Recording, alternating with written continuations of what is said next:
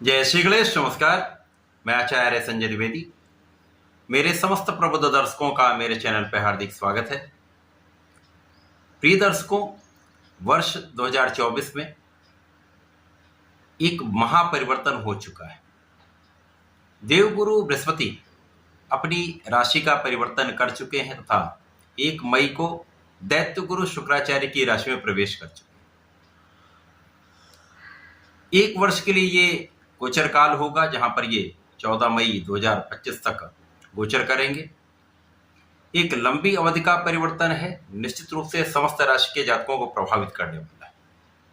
अब चूंकि गुरुदेव बृहस्पति अत्यंत शुभ प्रभाव देने वाले ग्रह हैं, मांगलिक कार्यों के कारक हैं, समस्त शुभ कार्यकत्व के स्वामी देवगुरु अब अस्त अवस्था में आने वाले हैं। प्रिय दर्शकों, जब भी कोई ग्रह अस्त अवस्था में आता है तो अस्त अवस्था का अर्थ ये बिल्कुल भी नहीं है कि वो अपने कार्यकत्व को त्याग देता है अथवा उसके सामर्थ्य में, उसके प्रभाव में बहुत कुछ निर्बलता आ जाती है। यहां पर डरना नहीं, समझना है, क्योंकि ये एक विशेष स्थिति होती है जब सूर्यदेव किसी राशि में गोचर करना प्रारंभ करते हैं। यदि वहां पर कोई ग्रह गोचर कर रहा है अथवा कोई ग्रह उनके साथ गोचर करना प्रारंभ करता है तो सूर्य के प्रभाव के कारण उस ग्रह का प्रभाव कुछ निर्बल हो जाता है। इसको साधारण भाषा में इस तरह कह सकते हैं कि सूर्य के आभा मंडल के कारण, सूर्य का एक विशिष्ट आभा मंडल है, सर्वाधिक तीक्ष्ण प्रभाव है। उस विशेष आभा मंडल के कारण, उस विशेष ऑरा के कारण अन्य ग्रहों का प्रभाव कुछ क्षीण हो जाता है। इस प्रभाव को ही अस्त प्रभाव कहते हैं। यदि वो ग्रह सूर्य के मित्रवत भाव में है तो यहां पर कोई बड़ी समस्या नहीं होने वाली, परंतु यदि वो शत्रु ग्रह है तो शत्रुओं का कुछ नकारात्मक प्रभाव अस्त हो जाते हैं, तो यहां पर भी सकारात्मक प्रभाव मिलता है। अब गुरुदेव बृहस्पति सूर्यदेव के मित्रवत होते हैं, सूर्यदेव के भी गुरु हैं, गुरु शिष्य का संबंध है, अति मित्र का भाव होते हुए यहां पर एक सकारात्मक परिणाम प्राप्त होने वाला है।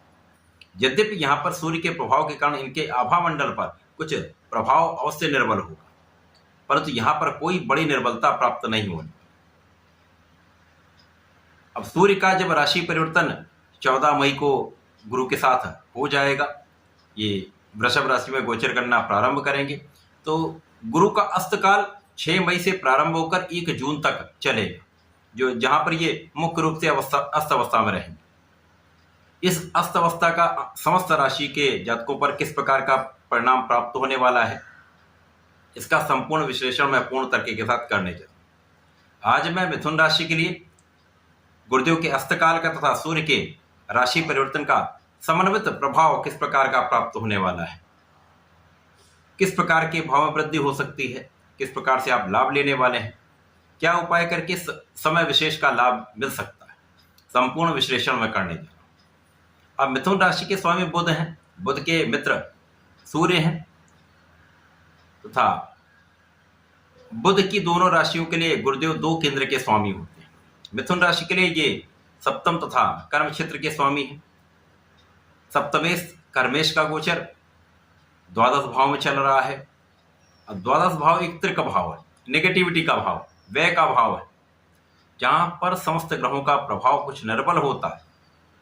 जब यहां पर सूर्य के अस्त प्रभाव में आएंगे तो इस निर्बलता का अस्त हो जाएगा, अर्थात आपके व्यय पर आपका नियंत्रण हो जाएगा। अपव्यय से आप बच जाएंगे, अकारण व्यय से आप बच जाएंगे।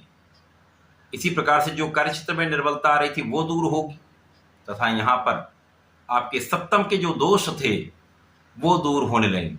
यहां पर जीवन साथी के साथ कहीं ना कहीं एक सामंजस्य की समस्या वो दूर होगी। साझेदारी में एक अच्छा लाभ आप ले पाएंगे। यदि विदेश से संबंधित होकर कार्य करते हैं तो यहाँ बड़ा लाभ आपको प्राप्त होगा। इसी प्रकार से यदि आप विदेशी सेवाओं में हैं तो यहाँ पर बड़े पद की प्राप्ति हो सकती है, आपका कार्य क्षेत्र बढ़ सकता है, कार्य क्षेत्र का विस्तार हो सकता है, तो आपके सामर्थ्य में वृद्धि होने वाली।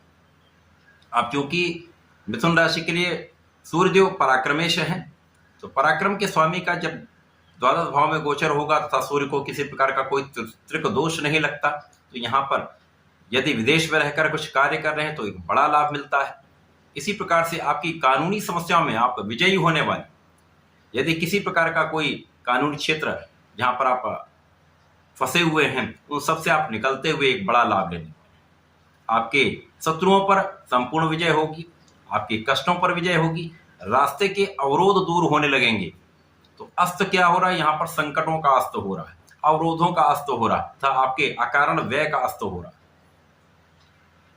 यहां पर जब सूर्य और बुध की राशि के लिए सूर्य और गुरु का प्रभाव जब होगा तो दोनों मित्रवत है, तो दोनों एक दूसरे के प्रभाव को मल्टीप्लाई कर देंगे, दोनों के प्रभाव में कई गुना वृद्धि हो जाए। तो जो लोग मातृ स्थान से दूर रहकर कार्य कर रहे हैं उनको किसी प्रकार की कोई बड़ी समस्या का सामना नहीं करना पड़ेगा, परंतु जो लोग मातृ स्थान पर रहकर ही कार्य कर रहे हैं तो वहां पर गुरु का ये परिवर्तन कुछ समस्याएं करा सकता है, स्थान परिवर्तन करा सकता है, स्थान परिवर्तन से लाभ कराने वाला है। परंतु यहाँ जो उतार चढ़ाव की स्थिति आ रही वो सूर्य के कारण जो गुरु का अस्त प्रभाव मिलेगा उससे ये समस्याएं भी हल हो सकती, समस्याओं से भी आप बच जाएंगे। जो एक कार्यक्षेत्र में आपके उच्चाधिकारियों के साथ अथवा आपके कार्यक्षेत्र में सहकर्मियों के साथ जो समस्याएं आ रही थी उनका निस्तारण यहाँ पर हो जाएगा, एक उसका सोल्यूशन निकल आएगा। तो इस प्रकार से ये एक अच्छा लाभ देने वाला समय। अब यहाँ पर आपके सुखों की वृद्धि का समय है, अकारण व्यय नहीं होगा लेकिन आप अपने सुखों को बढ़ाने में कुछ व्यय कर सकते हैं। एक सही दिशा में आपका धन लगने वाला है, भूमि भवन वाहन के योग में आपका धन लगने वाला है, आपके कार्यक्षेत्र के विस्तार में आपका धन लगने वाला है। तो एक सकारात्मक परिणाम देने वाला समय। इसी प्रकार से यहाँ पर आपका परिश्रम अत्यंत श्रेष्ठ रहने वाला है तथा यहाँ पर लोगों का संपूर्ण सहयोग आपको प्राप्त होने लगेगा।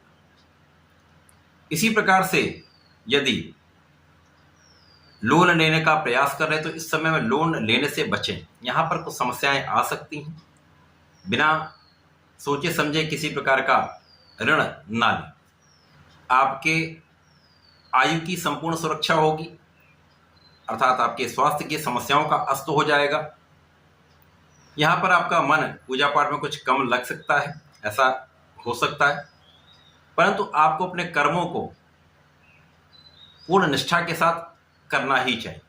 यदि आप पूजा पाठ करते हैं, धर्म के मार्ग पर चलते हैं तो बहुत सारी समस्याएं अपने आप यहाँ पर निस्तारित हो जाए।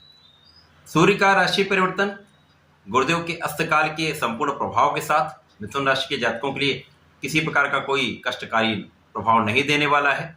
यहाँ पर सूर्य और गुरु का समन्वित प्रभाव आपके आत्मबल को बढ़ाने वाला है, आपके नेतृत्व की क्षमता को बढ़ाने वाला है, आपके सामर्थ्य में वृद्धि करने वाला है। आप यहाँ पर बहुत कॉन्फिडेंट रहने वाले हैं जिसके कारण आपके कार्यक्षेत्र में निश्चित रूप से प्रगति होने वाली है। यदि आप धैर्य के साथ किसी निर्णय को लेंगे, कार्यक्षेत्र में निष्ठा के साथ कार्य करेंगे तो कहीं किसी प्रकार का कोई कष्ट नहीं होने वाला। इस समय में आपको नियमित रूप से सूर्यदेव को नित्य जल देना चाहिए। प्रत्येक बुधवार को गणपति जी का संगनासन गणेश स्तोत्रम अवश्य करना चाहिए। यदि इस समय में ओम गंग गणपतये नमः का नित्य एक माला का जप करते रहते हैं तो किसी प्रकार का कष्ट आने वाला नहीं। तो ऐसा करके समय का लाभ लें, उपयोग करें। धन्यवाद, नमस्कार।